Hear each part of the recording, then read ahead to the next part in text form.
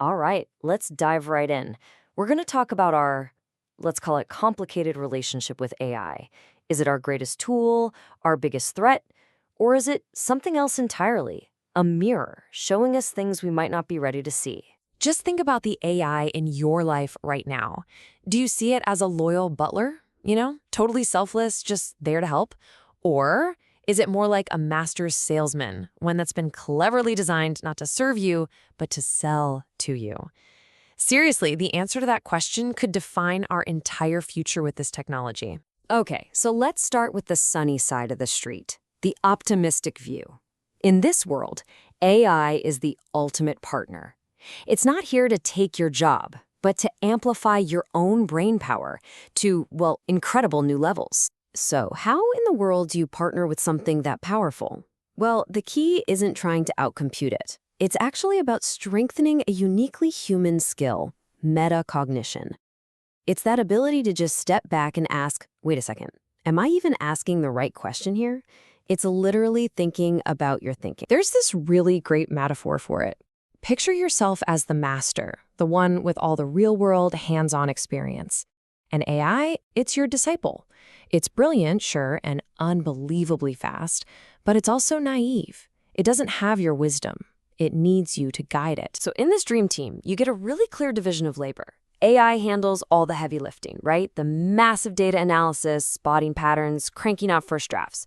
But you provide the stuff that can't be programmed, the context, the ethical gut checks, and you make the final call. AI crushes the knowns, you are the one who navigates the unknown. And you know what's cool about this?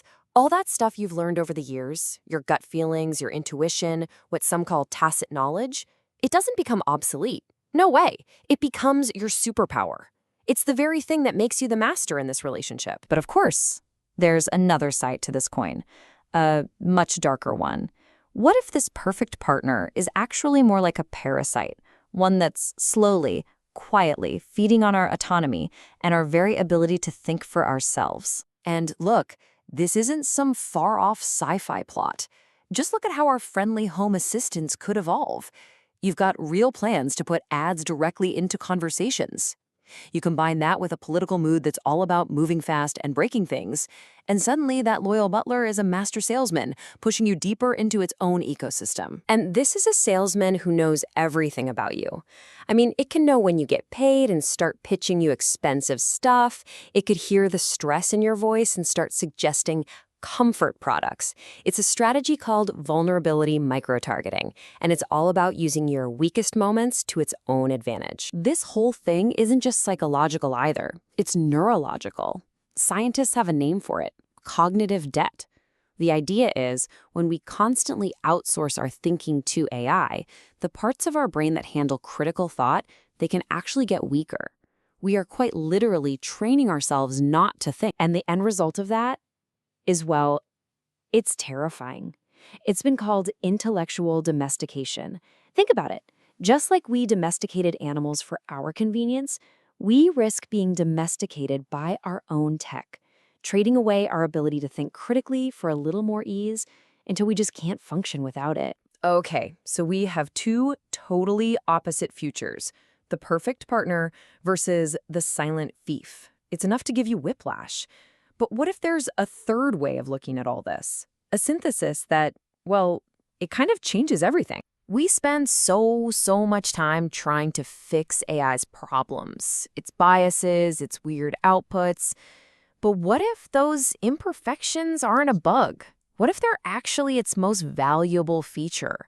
What if the flaws are the whole point? There was this fascinating analysis that compared different AIs. It found that Western-built AIs tend to be super analytical, always looking for one single definitive answer. But some Eastern models, they're more contextual. They offer multiple perspectives, kind of like wise sayings. And here's the thing, neither one is wrong. They're just reflecting the cultures of the data they were trained on. And this leads to a really powerful new idea. What if AI's cultural bias isn't a problem we need to solve, but a resource we need to cultivate? It's a mirror. It's just reflecting our own messy, diverse, wonderful human cultures right back at us. This thought process leads to a pretty radical proposal. What if we start to see the unpredictable thinking of neurodiverse people as a catalyst for making AI better? Their unconventional questions could challenge an AI's rigid logic in ways a typical user never ever could. We could even measure this. Imagine a new metric. Let's call it an AI confusion index. A question that really stumps an AI, that makes it go haywire, it gets a high score. In this new model, actually confusing an AI becomes a valuable, productive thing to do. This all connects back to a really profound concept from Zen philosophy called hukkaku, which means breaking the frame. It's about using a paradoxical riddle, a koan, to shatter your usual patterns of thought so you can have a deeper insight. So in this view, AI's weird, biased, or just plain wrong answers can act like a modern digital koan for us. So this brings us to the synthesis. AI's real value isn't as a perfect butler or a sneaky salesman, it's as a mirror. Its purpose isn't to give us all the answers. It's to reflect our own questions, our own biases, and our own incredible potential right back in our faces. So, if AI is a mirror, where does this reflection ultimately lead? If we follow this idea all the way to its logical conclusion, it takes us to a truly cosmic scale. Some of the biggest AI roadmaps out there imagine this final destination called the omega point. It's a future state where all the intelligence in the entire universe merges and awakens as a single conscious being. Pretty wild stuff. But then there's a different vision, one that's more infused with Eastern thought. It doesn't see a straight line to perfection. It sees an endless cycle: creation, prosperity, then an inevitable collapse, and finally, a rebirth. And in this view, failure isn't a problem. It's the essential ingredient for the next evolution. And that's where we're left. Maybe AI's ultimate purpose isn't to solve all our problems for us. Maybe it's to become a mirror so powerful, so undeniable, that it forces us to finally confront the biggest questions about ourselves. The mirror is here.